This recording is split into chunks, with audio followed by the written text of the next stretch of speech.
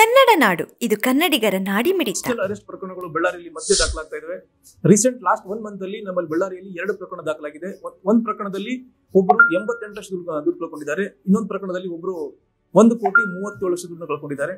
ಇಲ್ಲಿ cyber fraud star ಒಂದು same modus use ಮಾಡಿ ಜನರಿಗೆ ಮೋಸ ಮಾಡಿ ದುಡ್ಡನ್ನ ಟ್ರಾನ್ಸ್ಫರ್ ಮಾಡ್ಕೊಂಡಿದ್ದಾರೆ. ಯಾವ ತರಪ್ಪ ಅಂದ್ರೆ, ನಾವು ಇಡಿ ಅಧಿಕಾರಿಗಳು, ನಾವು CBI ಅಧಿಕಾರಿ ಅಥವಾ ನಾವು ಪೊಲೀಸ್ ಅಧಿಕಾರಿ ಅಂತ ಕರೆ ಮಾಡ್ತಾರೆ. ಕರೆ ಮಾಡಿ ಜೆಟ್ ಏರ್ವೇಸ್ ಓನರ್ ಇದಾರಲ್ಲ ನರೇಶ್ ಗೋಯಲ್ ಅವರ ಮನೆ ನಾವು ರೇಡ್ ಮಾಡಿದ್ದೀವಿ.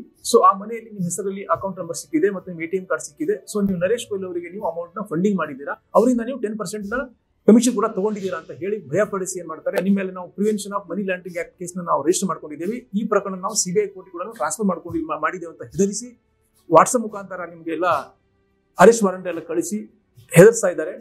ಇಲ್ಲಿ ಗಮನಿಸಬೇಕಾದ ಒಂದು ಮುಖ್ಯ ವಿಷಯ ಏನಪ್ಪಾ ಅಂದ್ರೆ, 2 ಪ್ರಕರಣದಲ್ಲಿ ಸೈಬರ್ ಫ್ರಾಡ್ ಸ್ಟಾರ್ಗಳು ಸೀನಿಯರ್ ಸಿಟಿಜನ್ ಅಂದ್ರೆ ಹಿರಿಯ ನಾಗರಿಕರಿಗೆ ಅಥವಾ ರಿಟೈರ್ ಎಂಪ್ಲಾಯರಿಗೆ ಟಾರ್ಗೆಟ್ ಮಾಡಿ ಅವ್ರನ್ನ ಕರೆ ಮಾಡಿ ಈ ತರ ಬ್ಲಾಕ್ ಮೇಲ್ ಮಾಡಿ ಅಮೌಂಟ್ ನ ಟ್ರಾನ್ಸ್ಫರ್ ಮಾಡ್ಕೊಂಡಿದ್ದಾರೆ. ನೆನಪಿರ್ಲಿ, ಯಾವುದೇ ಇಡಿ ಅಧಿಕಾರಿ ಆಗಲಿ ಅಥವಾ CBI ಅಧಿಕಾರಿ ಆಗಲಿ ಅಥವಾ ಪೊಲೀಸ್ ಅಧಿಕಾರಿ ಆಗಲಿ ಫೋನ್ ಮುಖಾಂತರ ಕರೆ ಮಾಡಿ ಬ್ಲಾಕ್ ಮೇಲ್ ಮಾಡಿ ಹಣದ ಬೇಡಿಕೆ ನೀಡುವುದಿಲ್ಲ.